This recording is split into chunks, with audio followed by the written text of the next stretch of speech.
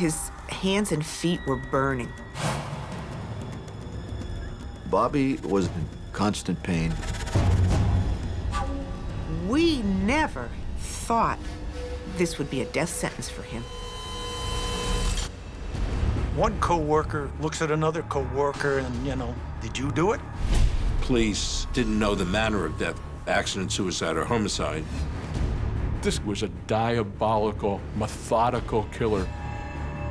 Who would think that someone could do something so cruel? Probably the most troublesome case in my entire career. They thought that someone got away with murder. A shocking murder becomes a dark mystery. The victim's body holds the key to convicting the killer. Every fiber is a clue. Every wound is a piece of the puzzle. In these cases, it's up to the medical examiner to find the crucial evidence and catch the murderer. This is Secrets of the Morgue.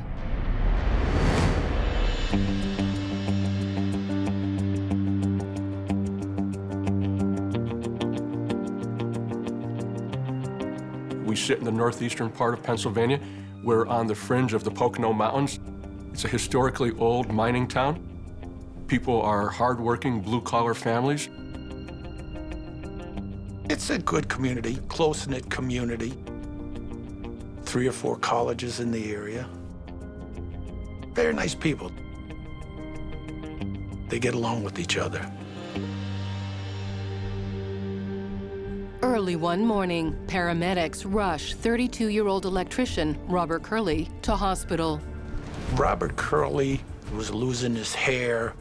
His skin was inflamed. He was hallucinating. This wasn't Robert's first visit to emergency. He'd been in and out of hospital for the past 11 months. Initially, he was diagnosed as having a nervous disease called Guillain-Barré, which starts in the lower extremities. His hands and feet were burning, and he had terrible trouble walking. He was in constant pain. They couldn't even put a sheet on his body because it would hurt the pain to the point where morphine wasn't even helping. After 2 days at a specialized medical center, doctors question Robert's initial diagnosis. But they don't yet know the cause of the young man's intense pain. One of the doctors there said, the only thing that hasn't been done is to do a special forensic toxicology test.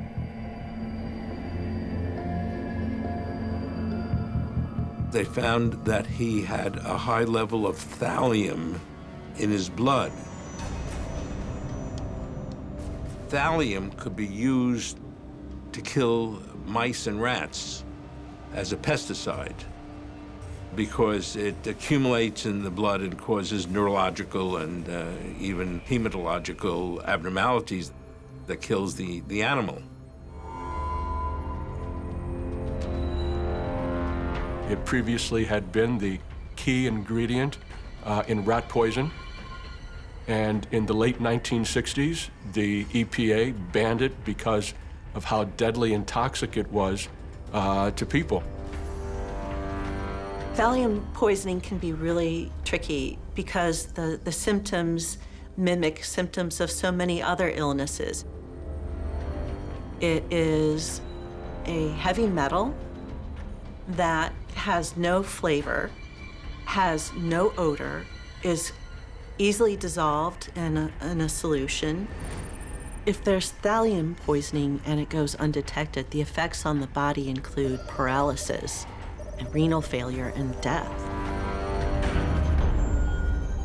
Just hours after doctors discover thallium in Robert's blood, he slips into a coma.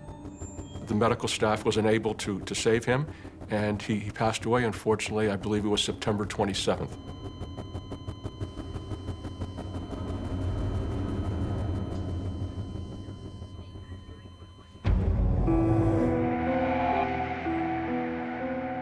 When I found out that Bobby had passed, I was very heartbroken. We never thought that this would be a death sentence for him. We just thought he was ill, he would get the appropriate doctors, and he'd get the appropriate care, and he'd be fine. Robert's friends and family are desperate to know how this could have happened. I first met Bobby in 1979. Bobby was a year ahead of me in electrical school. He took me under his wing, even though he was 4 or 5 years younger than me. We were both transferred to the same job at the same time and became immediate friends.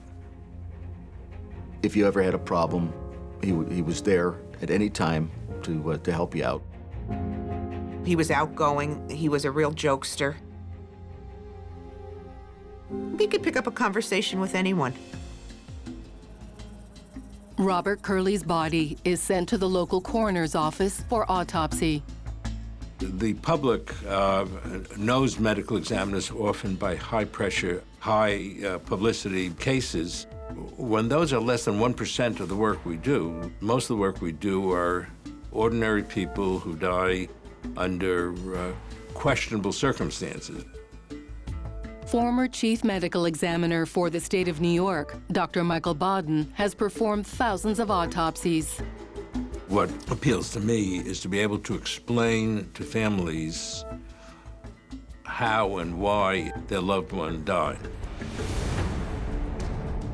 The coroner's first job is to unlock the exact circumstances of Robert's death. They didn't know the manner of death, accident, suicide, or homicide. Where did the thallium come from? The coroner knew that Bob and a number of coworkers were working at the Wilkes University chemistry lab on a remodeling project. Some very quick investigation determined that there was, in fact, thallium present in that laboratory. Government health and safety officials launch an inquiry into Robert Curley's death. It's a federal agency that deals with workplace accidents and why the accident occurred, were there unsafe procedures or unsafe practices in place. Law enforcement was not involved. There was no police investigation. All of Robert's co-workers are tested for thallium poisoning, but not a single one has any thallium in their blood. Thallium poisoning is rare in the state of Pennsylvania. The workplace inquiry turns up no new information, and the mystery around Robert's death continues to build.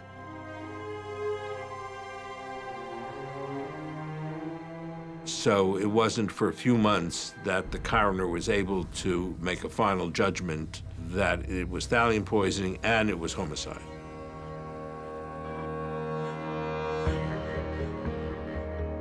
Someone deliberately poisoned the much-loved 32-year-old electrician. Typically, in any homicide, the first 48 hours are the most important to gain the most information possible under the best of circumstances. In this situation, a law enforcement investigation didn't begin until much later, which really put that investigation behind the 8 ball before it even began. The lack of crucial time-sensitive information is a huge challenge for investigators. DA Peter Paul Olszewski is determined to solve the baffling murder. We knew that somebody out there was responsible for his death. Investigators look into Robert's life to see if there is anyone who would have wanted him dead. Poisoning is an intimate crime, and it requires close contact with the victim, because you don't always poison somebody on the first dose. Sometimes it's progressive. Sometimes it's the chemicals are added into the food over a period of time so that there's a level that's built up that becomes toxic. Investigators scrutinize those closest to Robert. They start with his wife, Joanne. The newlyweds have been together for just over a year. The first time I met her, she was smiling, very, very cordial, very nice. She had a certain strength about her. And of course, she had lost her first husband, so I guess and she had a baby girl. So she had to be tough to move on. Joanne Curley's first husband died in an accident. One of her friends said to her that you have to get out and, get back into society. At which time she did, and she went to a local bar in Wilkes-Barre at that time and met Robert Curley. He called me and he said, I have somebody I want you to meet. So they came over, and we got along wonderfully, right from the beginning. We spent a lot of time together. We'd go out for pizza a lot, different places, and the kids were always fine together, and we just meshed together well. It's 2 months into the marriage when Robert Curley begins to fall ill. Investigators look carefully at Joanne. Generally speaking, people are not killed by strangers. They're killed by somebody they know. And people generally have a relationship of some kind to their assailant. Whether it's a spouse, whether it's a parent, whether it's a sibling, those are the people that can generate enough animus against you that would cause them to kill you. We couldn't find anybody to say that she was cheating. We couldn't find anybody to say that Bobby was cheating. By all accounts, it was a happy, healthy marriage without any major problems. When I talked to her on the phone, she would be saying, why is this happening to me? I lost my first husband. Why is this happening? Joanne seems devastated, but investigators take a closer look at her behavior. After they left the hospital, the day that he died, that they went to Robert Curley's mother's house, where he had an antique Cadillac. Joanne Curley demanded the keys to and took that vehicle that night.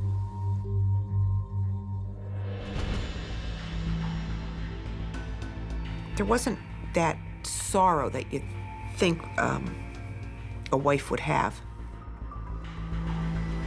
And I took food over to the house for Joanne after his passing. When we got to the door, one of her old friends from high school answered the door.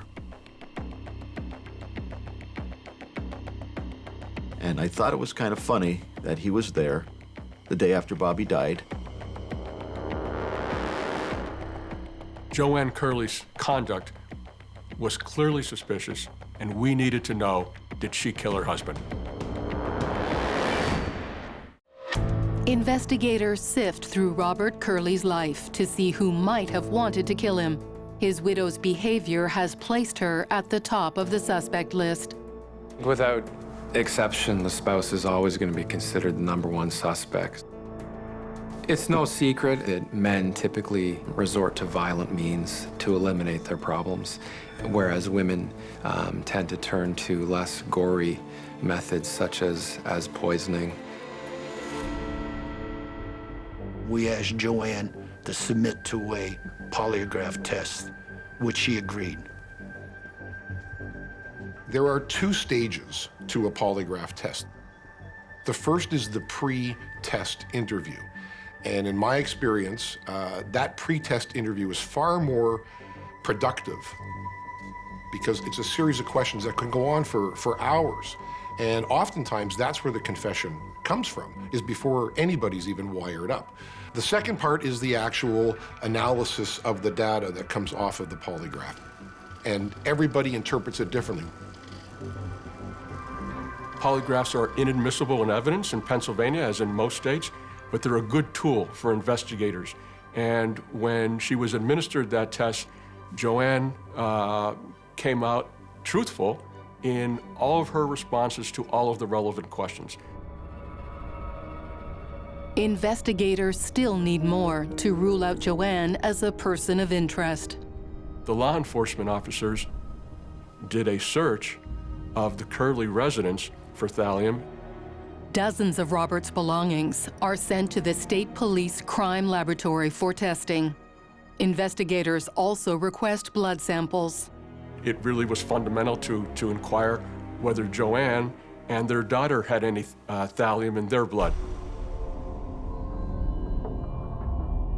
When those samples were tested in the toxicology lab, lo and behold, there were higher than normal levels of thallium, both of them. Was somebody trying to kill this whole family? Bob, Joanne, and their daughter. The key for investigators becomes locating the source of the poison. They scoured the house. They even took apart drains in his kitchen sink and took the liquid that was in there and had it tested for thallium. Police rule out Joanne as the source of the poison. But investigators do find thallium on something belonging to Robert, something he used on a daily basis. He would take a lunch bucket and a metal thermos, and every day he would take iced tea for his lunch and throughout the day. Forensic testing at the Pennsylvania State Police Crime Lab then determined that there was traces of thallium on the tops of the rim of the thermos. It's clear to investigators that Robert was the only target.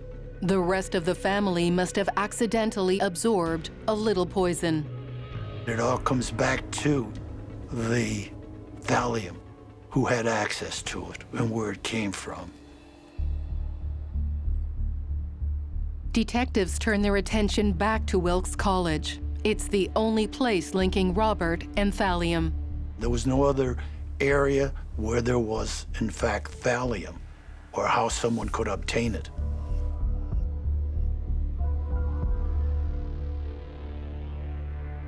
You legally couldn't buy thallium, and no one else had it in their possession except the college. Investigators reconstruct what unfolded in the chemistry lab to find out if his co-workers could be involved. Initial investigators thought that it was a prank gone bad from one of the other employees putting thallium in a container thinking that it wouldn't harm him, it would just make him sick. I know from investigative experiences, construction workers always play games with each other just to pass the time away. Bobby was quite the pranksters. We had a lot of fun on the jobs, and all good fun. You know, we'd tie something to somebody's bumper. We were working at a hospital years ago, and one of the guys, he was germophobic, and Bobby found a bedpan and put it on the seat of his Cadillac, his car, and he nearly had a fit, and he knew who did it. And it wasn't a dirty bedpan, but it was quite hilarious, standing at a distance and watching him try to get into his car with his bedpan sitting on the seat. So we had a lot of fun with Bobby. Investigators speculate whether the young man's death is the result of a joke gone horribly wrong. Well, we were interviewed, and their theory was that being that Bobby was a prankster, some of the electricians on the job pulled a prank on Bobby and put what they thought was something similar to Valium in his iced tea, and thinking that thallium and Valium are probably the same.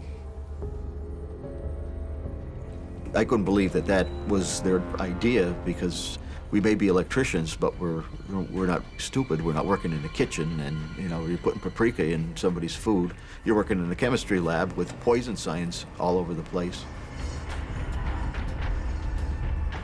If Robert's death wasn't the result of a prank, investigators need to consider if one of the co-workers acted deliberately. They might have had some animosity towards Bob because he was the foreman. He was a little bit younger than them. They had more time working for the company that he did.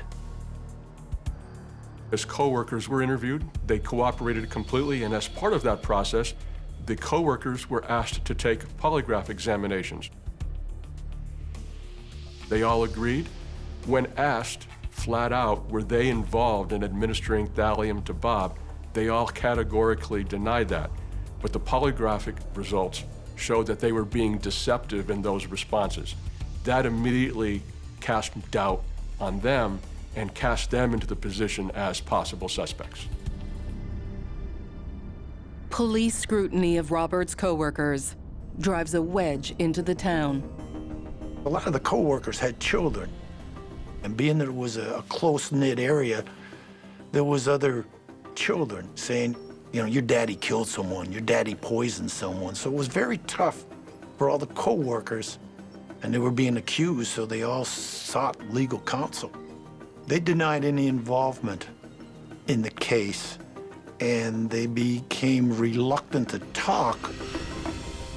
Investigators look for evidence to tie the coworkers to Robert's death. When the investigators now looked into their backgrounds and any possible motivation they might have in killing Bob, whether as a prank or whether intentionally in some way, that investigation went nowhere. The diligence required to eliminate all of Robert's coworkers as suspects takes investigators nearly a year. Every homicide investigator will come to a point in their careers where you get to that place where there is nobody left to interview, where you have received the results of every forensic test you have submitted, where the tips have ended, and where you have exhausted every investigative avenue possible. In its simplest form, there's nowhere left to go. And that means you go back into the box and you reread everything and you give it to somebody who can put some fresh eyes on it.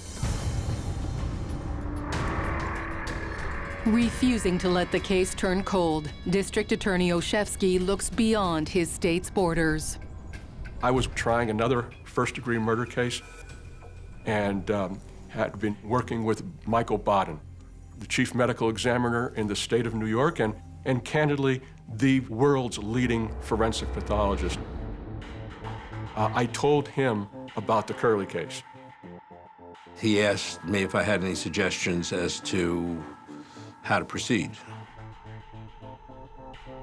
He talked to me about some potential forensic testing that can be done as long as certain specimens were appropriately taken from the first autopsy. Dr. Baden joins the hunt to bring Robert's killer to justice. He has a long and illustrious career working on many high-profile cases like JonBenet Ramsey, O.J. Simpson, and JFK. Dr. Baden reviews the first coroner's autopsy and spots a glaring oversight. Hair samples weren't taken. Thallium, once it gets in the hair, it stays in the hair while the hair is growing. So we can tell when the person was given thallium or given a number of other drugs. So an incomplete autopsy is a fundamental error in any criminal homicide prosecution, and clearly in this case, the coroner had produced an incomplete, inconclusive autopsy. A complete autopsy is essential because that's the information that the homicide investigators will use to form some kind of direction in their investigation. It's discouraging, I must say, when the autopsy isn't done right. To track down Robert's killer, Dr. Baden is prepared to get the right evidence from the victim's body. But there is a major obstacle.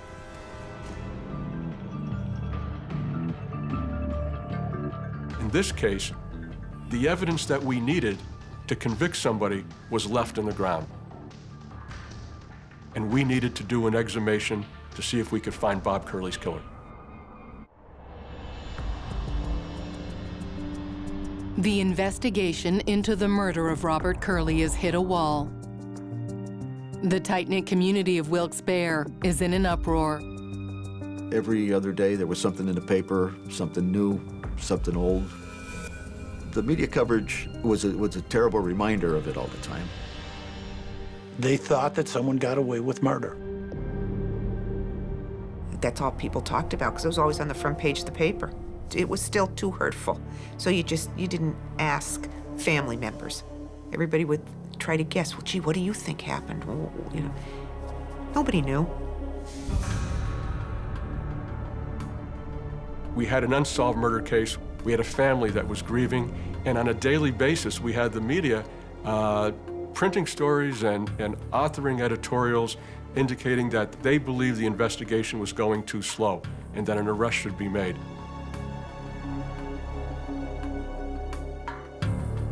This case was probably the most troublesome case in my entire career. It's a lot of pressure for the investigators, it's a lot of pressure for the prosecutor.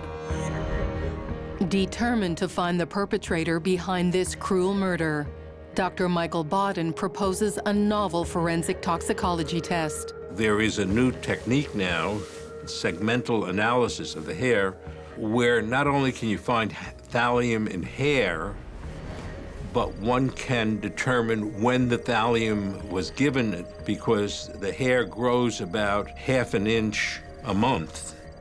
Thallium doesn't disappear from the body, even for years and years afterwards. There are those little scientific tests and samples that need to be taken by the forensic pathologist and analyzed that play a big part in an investigation. In 1994, the process of segmental hair analysis is in its infancy. At the initial autopsy, although the presence of thallium was confirmed, they were not aware of the work that had been done on the segmental hair analysis. Curley was the first case that I really was involved in testing this procedure. Dr. Bodden hopes the new technique will provide investigators with the break they need. This would be the first time in Pennsylvania history that we would use this type of evidence. And in the entire country, it had only been admitted in one courtroom. And the problem could be that on the eve of trial, the court could rule that that evidence was not reliable enough. And if the court excluded our forensic evidence, case was over. It's a gamble D.A. Olszewski is willing to take. Investigators could use segmental hair analysis to create a timeline of poisonings to build a pool of suspects. As a result of my conversation with Dr. Bodden, it was evident that we needed to have, from the initial autopsy, hair samples. We had a discussion about the possibility of doing an exhumation and going in a second time and, in fact, getting them. We needed court approval, and we needed approval of the next of kin. That was Joanne Curley. D.A. Olszewski obtains legal permission for exhumation. Robert's widow gives her full consent. But the team faces a major hurdle. Since Robert has been buried for nearly 3 years, there may be no viable strands of hair left to test. Whenever exhumation is considered, the first thing the police will ask the forensic pathologist is, what's the condition of the body going to be like? And the answer that I give is, we can't tell. Some bodies remain in good condition for decades. Other bodies will deteriorate and decompose considerably within 6 months. The drier a body is, usually the better it's preserved. Nearly 3 years after Robert Curley's death, the exhumation of his body begins. The casket had been covered by a cement liner, which is commonly done now, where the casket itself doesn't go right into the ground, but a concrete liner is placed around it to keep water out. As the casket is pulled up, the team makes an appalling discovery. The cement liner was filled with water. Significant amounts of water were running from the casket. The fear that we had is that water would degrade the hair samples that we needed for testing. We knew at that point that we had a serious problem.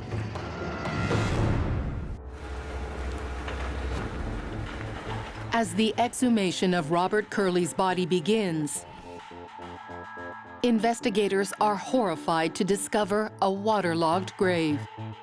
When we saw all the water pouring out of the casket, we were all taken aback and had serious concerns now about whether we would have success in the re-autopsy.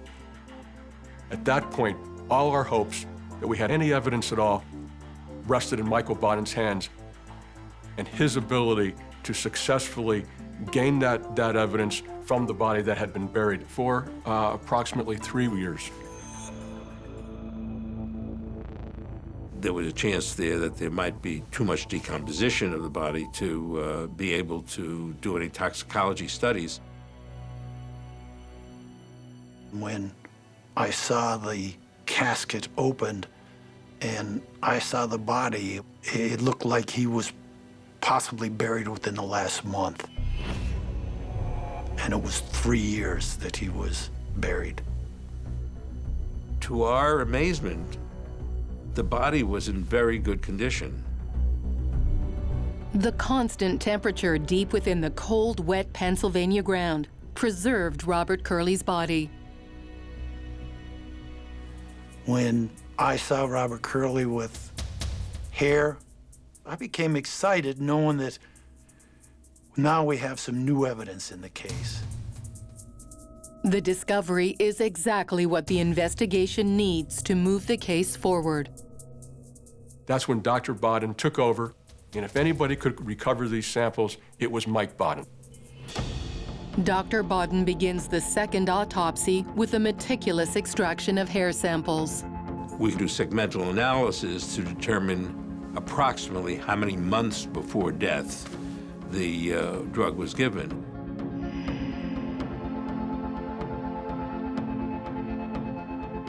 The entire investigation needed to know that in order to focus as to who could have been responsible. Dr. Boden and his team carefully analyze each segment of every hair sample. Each time the thallium is taken into the body, it goes to hair roots and stays in the hair root until it's cut off. Each segment will tell us how many different times the thallium was in his blood, and when the first time it was given, and how often it was given. Dr. Boden and his colleagues build a scientific timeline of the poisoning of Robert Curley. Where we found at least 10 or so separate spots in the hair, and the oldest one being before he started working at Wilkes University Laboratory. It was possibly maybe even 3 months or more before he was working at the Wilkes College chemistry lab that he was getting doses of thallium.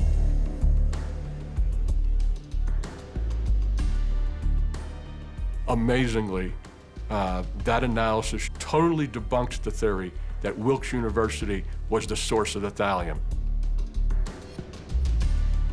It totally debunks the theory that the electricians were involved. And now, everybody in the world is a suspect until excluded. To find Robert's killer, investigators look at who he was with each time he was poisoned. We were able to do a chart of all the dates on which Bob Curley ingested the thallium. We compiled a list of names of all the people who had contact with Bob Curley on each ingestion date. The job then became to begin the process of exclusion. And we knew that the killer had to have contact with Bob Curley on each and every ingestion date. As Dr. Boden completes the autopsy, he makes one more crucial discovery. The additional bonus was that there was food in the stomach. Once we die, we don't process our food anymore. The food that's from our last meal stays in our stomach. And in this instance, the food showed a large amount of thallium. which indicated immediately that he had been given the thallium while in the hospital.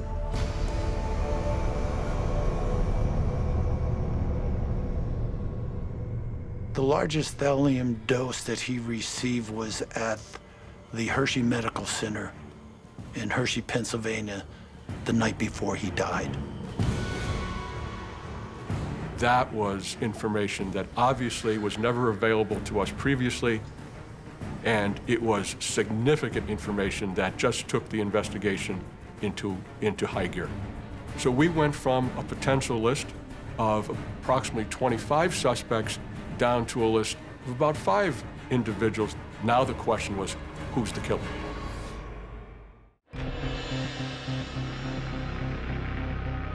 Thanks to a trailblazing second autopsy, investigators are closing in on Robert Curley's killer.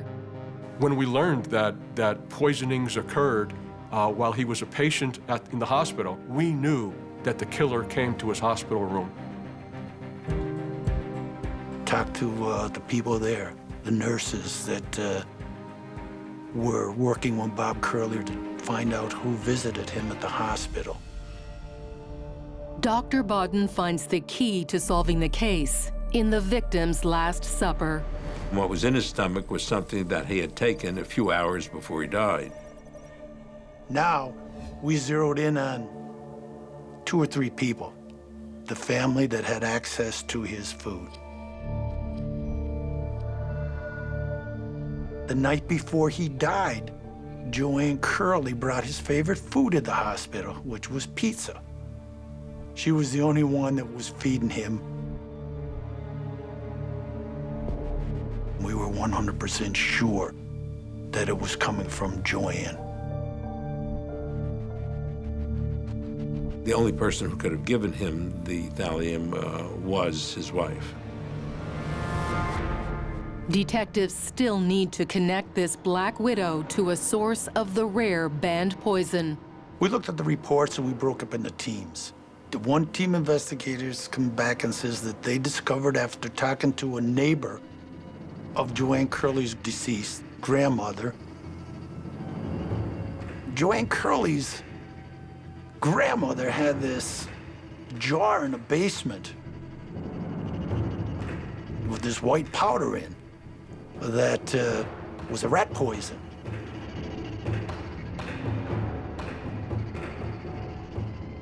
Now, all of a sudden, we have another source of where thallium could come from. Investigators search the grandmother's former residence for the thallium, but they come up empty. They need another way to make the connection. The neighbor saw it there and knew it was there. And the other investigators did mention that Joanne's brother indicated that this jar with the white powder was there. So, while I wasn't able to put the smoking gun in her hand, so to speak, we certainly had circumstantial evidence. But more importantly, we were able to show that he died of thallium poison, that he received it in the hospital, and we were able to show that the person who was there each and every time was Joanne Curley. In July of 1997, Joanne is charged with the killing of Robert Curley. She was arrested for first-degree murder, premeditated murder. Obviously, in a trial, we would have to convince a jury that she was a diabolical, methodical killer. The problem was that there were many friends, neighbors, and relatives who gave testimony that Joanne Curley was a good and loving wife, that she loved her husband, that she was a good mother, that she would never, ever, ever do anything to harm Bob. But the greatest obstacle facing the prosecution isn't the veneer of a kind and caring widow. The science was the evidence we needed to convict, but the problem was it had never been admissible in a court of law before in Pennsylvania. And if the court excluded our forensic evidence, case was over. And Joanne Curley would have walked out of that courtroom a free woman. Then, Joanne Curley offers to confess on one condition. Defense counsel offered a plea of third-degree murder in exchange for dropping our intention to convict her of first-degree murder and a death penalty. Ultimately, the family was unanimous. Mom, brother, and sister all agreed that they would like us to take the plea to third-degree murder. They wanted finality. They wanted Joanne Curley to tell the whole world that she was responsible. Joanne Curley confesses to the ruthless, prolonged poisoning of her husband. She even went as far as poisoning her own child with thallium to steer suspicion away from her. This was an evil woman. She was a diabolical woman. Well, I thought that she would have gotten an Academy Award for her acting, because she had me thinking that it couldn't have been her. No way, no how. Who would think that someone could do something so cruel just because you're dissatisfied? Did she want his money from his annuity, from the life insurance, that badly? I guess she did. From the day that she was taken in handcuffs to the magistrate, Larry and I had never seen her, talked to her, heard from her again. And that's fine by us. Dr. Bodden and investigators' refusal to give up on this cold, mystifying case are what finally brought Robert's killer to justice 6 long years after his murder. Whenever investigators are investigating a suspicious death, it's absolutely fundamentally critical that they work closely with the forensic pathologist and the medical examiner in the case. The amount of evidence that could be collected during an autopsy is nearly endless. In this case, it turned out that I was aware of certain new ways of testing hair to hunt for truth. Out of the 1 million doctors there are in the country, less than 400 full-time practicing forensic pathologists. Being able to provide an expertise that is not common in this country is very important. It was through the forensic testing and the skills of Dr. Bodden that this case was solved. It was amazing.